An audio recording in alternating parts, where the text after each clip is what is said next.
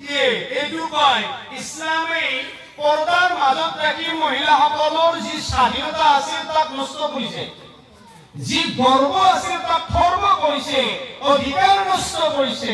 না, ইছলামে কাৰো অধিকাৰ নষ্ট কৰা নাই। ওয়াল্লাহি ইছলামে মানুহ হিচাপে যি অধিকাৰ মানৱ জাতিক দিছে, মুছলিম হিচাপে ইমানদাৰক যি অধিকাৰ দিছে আৰু তিনিটা হিচাপে মা ভনীক যি অধিকাৰ দিছে, কোনো ধৰ্মই দিবলৈ পৰা নাই, নোৱাৰে। এটা সময় আছিল হিন্দু ভাইসকলৰ, য'ত গিৰিয়েক যদি মৰি যায় ঘৈণীয়েককো বান্ধি চিতাত ভৰাই জ্বলাই দিয়া হৈছিল। সতীদাহ প্ৰথা ৰাজা ৰামমোহন ৰায় এই প্ৰথা বন্ধ কৰিছিল। কিন্তু আমাৰ ইছলাম, আমাৰ নবী ৰাসূলুল্লাহ সাল্লাল্লাহু আলাইহি ওয়াসাল্লামে ১৫০০ বছৰ আগতে ইয়াৰ উদাহৰণ প্ৰমাণ নজিৰ বিশ্ববাসীক দেখাই লৈ গৈছিল। কাৰোবাৰ গিৰিয়েক ইন্তেকাল হৈ যোৱা মানে ঘৈণীয়েকজনীৰ কোনো মান মৰ্যাদা নষ্ট হোৱা বুজা নাযায়, মান মৰ্যাদা আছে।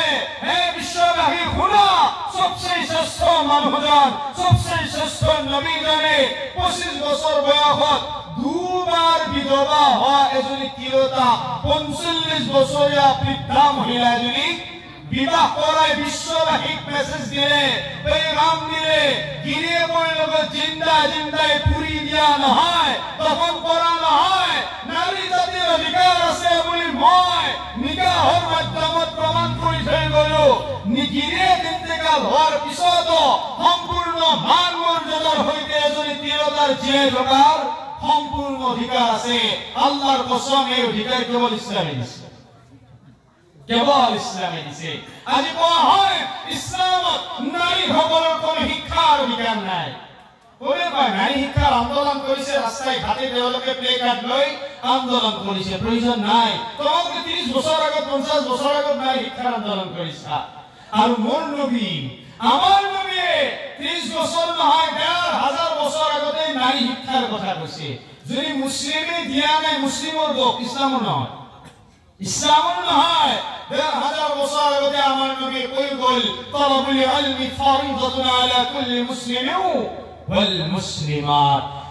ইলম হাসিল কৰা, শিক্ষা অৰ্জন কৰা প্ৰত্যেকগৰাকী মুছলমান পুৰুষ মহিলাৰ ওপৰত ফৰজ। যদি ইছলামত মহিলাৰ কোনো দাম নাথাকিলহেঁতেন, আমাৰ নবী কেৱল পুৰুষৰ ওপৰত শিক্ষা ফৰজ বুলি কৈ শেষ কৰি দিলেহেঁতেন। কিয় মহিলাৰ কথা ক'লে? ৫০ বছৰ নহয় ১৫০০ বছৰ আগতে আমাৰ নবীয়ে শিক্ষাৰ কথা কৈছে। যিটো কথা মা ভনীসকলে মনোযোগ দি শুনিব, এইটো মোৰ শেষ কথা। আজি কোৱা হয় তোমালোকক পৰ্দাত ৰাখি তোমালোকৰ সন্মান নষ্ট কৰা হৈছে। গতিকে তোমালোকলৈ আহাম, তোমালোকক সন্মান দিম বেপৰ্দা কৰি। বেপৰ্দা কৰাৰ যিটো সাজিশ ষড়যন্ত্ৰ, এইটো শয়তানৰ আছিল। যেতিয়া আল্লাহে কৈছিল লা তাকৰাবা হাদিহিশ শাজাৰা ফাতাকুনা মিনাজ জালিমিন, আদম আলাইহিস সালামক কৈছিল জান্নাতত, হে গছজোপাৰ ওচৰলৈ নাযাবা, অপৰাধ হ'ব। গৈছিল নে যোৱা নাছিল? গৈছিল।